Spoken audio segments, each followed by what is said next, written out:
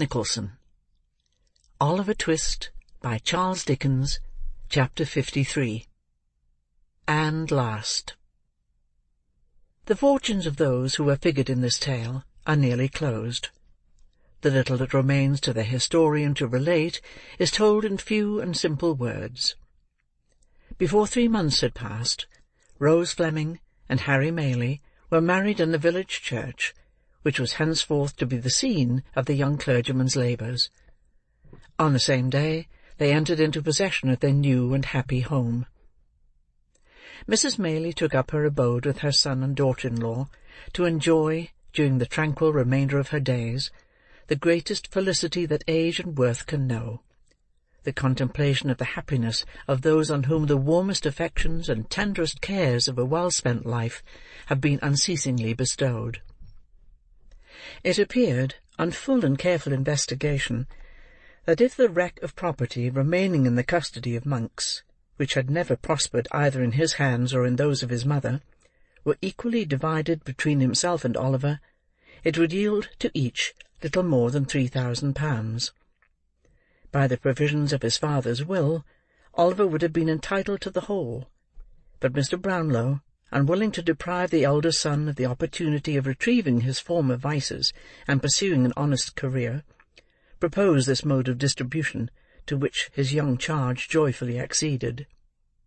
Monks, still bearing that assumed name, retired with his portion to a distant part of the New World, where, having quickly squandered it, he once more fell into his old courses, and, after undergoing a long confinement for some fresh act of fraud and knavery, at length sunk under an attack of his old disorder, and died in prison.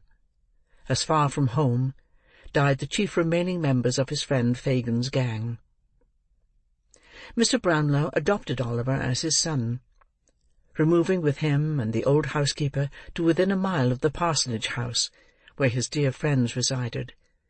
He gratified the only remaining wish of Oliver's warm and earnest heart, and thus linked together a little society, whose condition approached as nearly to one of perfect happiness as can ever be known in this changing world.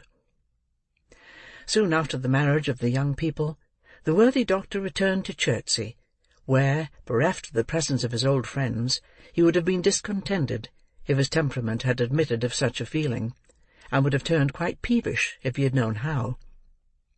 For 2 or 3 months he contented himself with hinting that he feared the air began to disagree with him.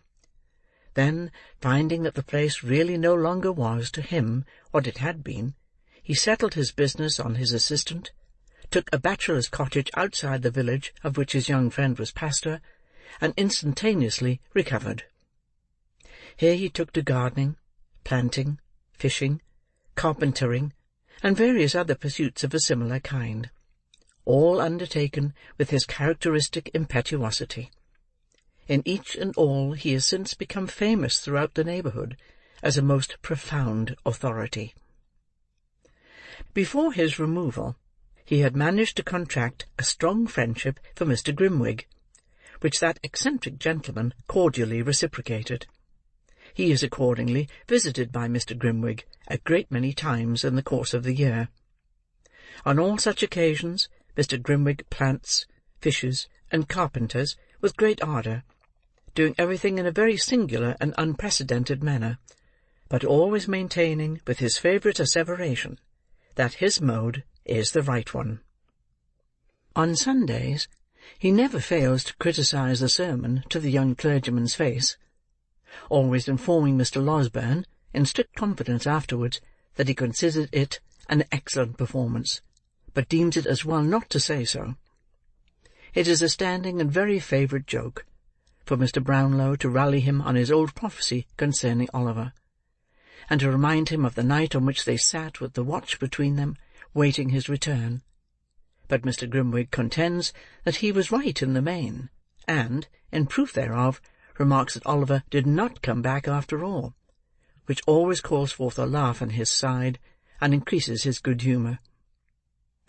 Mr. Noah Claypole, receiving a free pardon from the Crown in consequence of being admitted approver against Fagin, and considering his profession not altogether as safe a one as he could wish, was for some little time at a loss for the means of a livelihood, not burdened with too much work.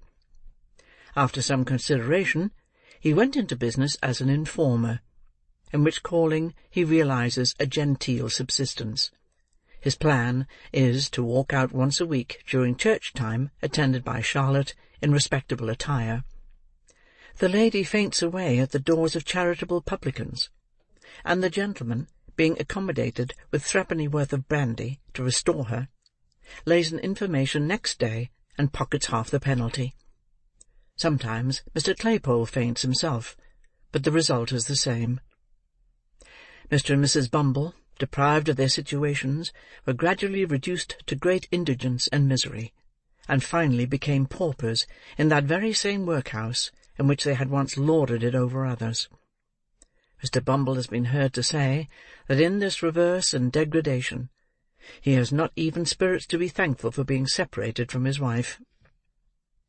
As to Mr. Giles and Brittles, they still remain in their old posts, although the former is bald, and the last-named boy quite grey. They sleep at the parsonage, but divide their attentions so equally among its inmates, and Oliver and Mr. Brownlow, and Mr. Losberne, that to this day the villagers have never been able to discover to which establishment they properly belong. Master Charles Bates, appalled by Sikes's crime, fell into a train of reflection whether an honest life was not, after all, the best. Arriving at the conclusion that it certainly was, he turned his back upon the scenes of the past, resolved to amend it in some new sphere of action.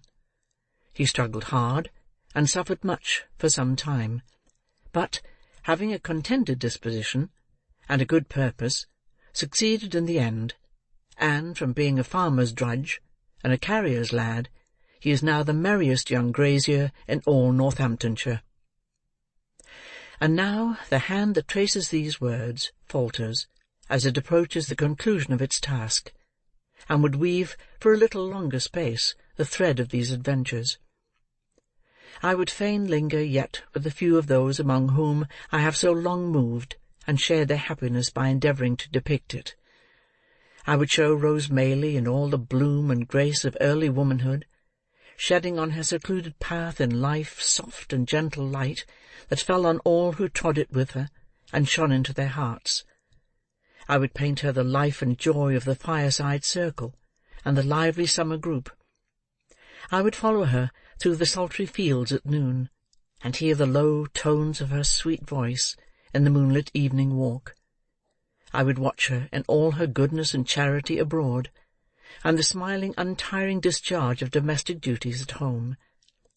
I would paint her and her dead sister's child happy in their love for one another, and passing whole hours together in picturing the friends whom they had so sadly lost.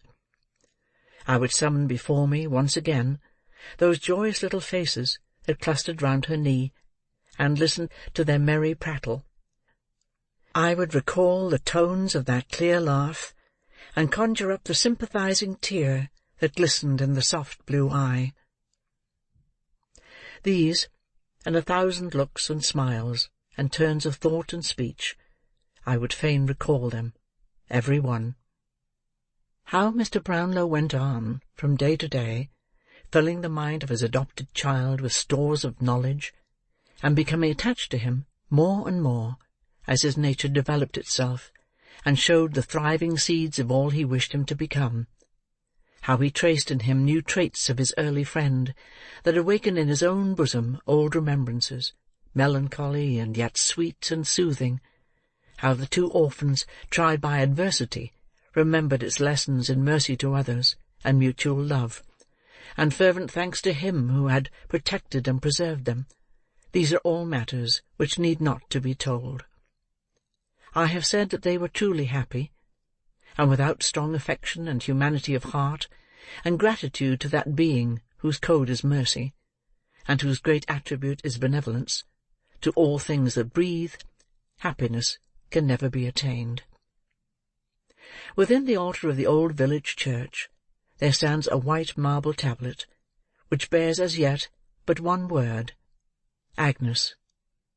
There is no coffin in that tomb, and may it be many, many years before another name is placed above it.